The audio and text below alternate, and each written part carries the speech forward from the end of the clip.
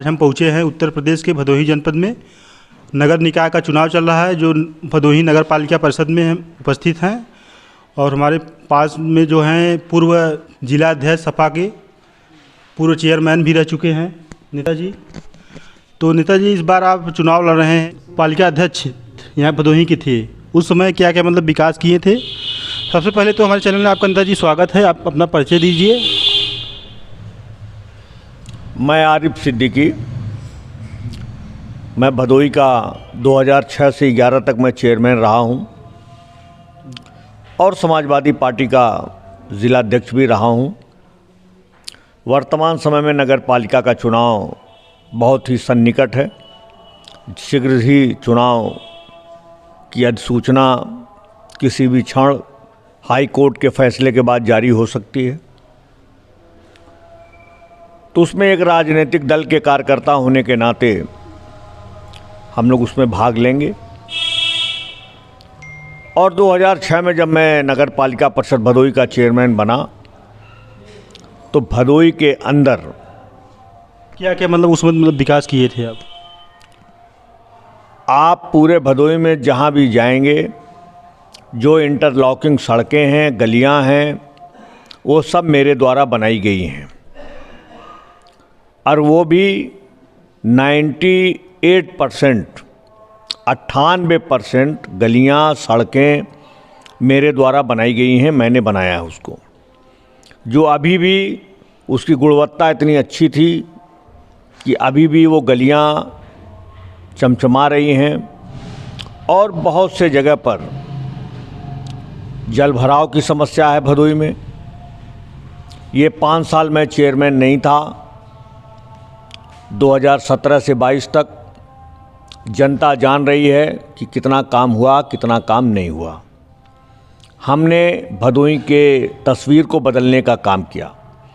आज हमारे भदोही शहर के लोग अगर घर से बाहर पैर निकालते हैं तो पहले वो कीचड़ में या गलियां बिल्कुल गंदगी से पटी रहती थीं, और जब हम चेयरमैन बने तो हमने जो काम किया कि अगर आज हमारे शहर के लोग अपने घर से बाहर, अपने दरवाजे के बाहर कदम निकालते हैं तो उनको अच्छी गलियां मिलती हैं, बिल्कुल साफ़ सफाई सुथरी गलियां मिलती हैं। लेकिन इन 5 सालों में उनकी हालत बहुत ख़राब हुई है और तरह तरह के तमाम वार्डों में जल भराव है, गलियां नहीं बन पाई, सड़कें नहीं बन पाई। और हमने भदोही में हमारी ऐतिहासिक रामलीला मैदान थी दरोपुर में, हमने ऐतिहासिक रामलीला मैदान का निर्माण करा करके यहाँ की गंगा जमुनी तहजीब को एक नई दिशा हमने देने का काम किया। हमने रेवड़ा परसपुर में गढ़वा घाट का मठ है, हमने वहाँ पर बेहतरीन ढंग से उसको सुसज्जित करने का काम किया। वो हमारी एकता का परिचायक है, एकता का स्थल है। इसी तरह से हमने काशीपुर में बौद्ध मंदिर में, वहाँ पर गड्ढे थे, जल भराव था, पूरा हमने उसको निर्माण कराया। वो भी हमारी एकता का स्थल है। इस तरह से हमने मंदिरों पर लाइट लगाया और तमाम, चाहे दशहरा का त्यौहार रहा हो, दुर्गा पूजा का त्यौहार रहा हो, हर त्यौहार पर हमने नई नई तरीके से उसको अच्छे ढंग से हमने मनाने का काम किया कि और अच्छा काम किया जाए ताकि हमारे शहर के लोगों को कोई तकलीफ़ ना हो। लाइटिंग हमने कराई, तमाम हमने लाइट लगाए, बड़े बड़े खंबे लगाए। उसके बाद एक भी पोल नहीं लग पाया। अजमुल्ला चौराहे पर हमने एक हाई मास्ट लगवाया, इसके अलावा भी चौरी रोड पर, मर्याद पट्टी में, काजीपुर में, तमाम मोहल्लों में हमने हाई मास्ट लगाया स्टेशन रोड पर। लेकिन हमारे बाद फिर एक भी हाई मास्ट भदोही में नहीं लग पाया। हमने जनरेटर से, लाइन कटने पर जनरेटर से लाइट की व्यवस्था की थी। हमारे बाद एक भी खंबा आगे नहीं बढ़ पाया, जहां हमने छोड़ा था वहीं पर छूटा हुआ है। इस तरह से हमने भदोही के विकास में बहुत काम किया।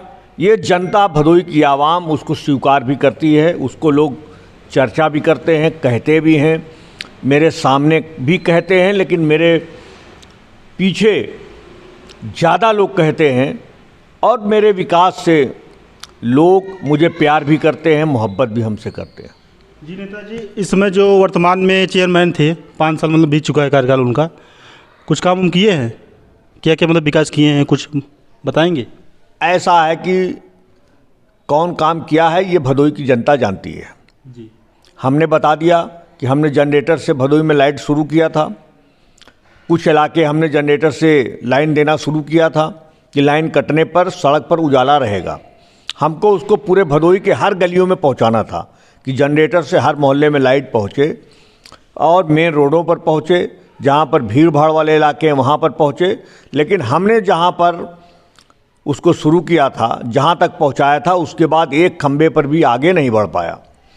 वो इलाके हैं, मर्याद पट्टी है, हुलासपुर है, मामदेवपुर है, बंधवा, नई बस्ती, इधर दरोपुर, मथुरापुर, घरमनपुर, रजपुरा, पकरी, जलालपुर, पनवरिया और ये तमाम शेखपुर, कुशियरा, अब तो हरियाणा भी उसी में है, फत्तूपुर भी उसी में है, पिपरी भी उसी में है। अभी इसका मतलब नगर पालिका परिषद का क्षेत्र बढ़ गया है, जो ग्रामीण क्षेत्र था उस नगर पालिका मतलब ज्वाइन कर लिया गया है। अब इसका क्षेत्र और भी लंबा हो गया है। तो इस बार मतलब कि आपका मतलब लड़ने का जो एजेंडा क्या है, क्या क्या मतलब काम उस अधूरा है जो आप उस उद्देश्य से लड़ रहे हैं चुनाव? देखिए, हम जब भी चुनाव लड़े, हमारा एजेंडा सिर्फ एक है, विकास का एजेंडा है, मोहब्बत का एजेंडा है, भाईचारा का एजेंडा है। हमको समाज के सभी वर्ग के लोगों को साथ लेके चलना है। मैं राजनीतिक व्यक्ति हूँ और सभी से मेरे रिश्ते हैं और सभी को मैं प्यार करता हूँ और लोग मुझे प्यार करते हैं। मुझे सबको साथ लेकर के चलना है। मोहब्बत का एक ये मरकज़ बनाना है भदोई को। ये हमारा भदोई, ये हमारी एकता, हमारी। आपके कहने का मतलब न जातिवाद पे न धर्मवाद पे नहीं, न जातवाद न धर्मवाद, ये भदोई है। हम राजनीतिक व्यक्ति हैं। मैं यूथ का प्रदेश का अध्यक्ष भी रहा हूँ, समाजवादी पार्टी का मैं ज़िले का भी अध्यक्ष रहा हूँ, समाजवादी पार्टी का मैं प्रदेश का सचिव भी रहा हूँ, भदोई का चेयरमैन भी रहा हूँ, मेरी पत्नी भी चेयरमैन रही है। भदोई का एक एक बच्चा हमारा है, वो किसी भी जात का हो, किसी भी धर्म का हो, किसी भी मजहब का मानने वाला हो। तो इस बार आप समाजवादी पार्टी से चुनाव लड़ रहे हैं चेयरमैनिंग का?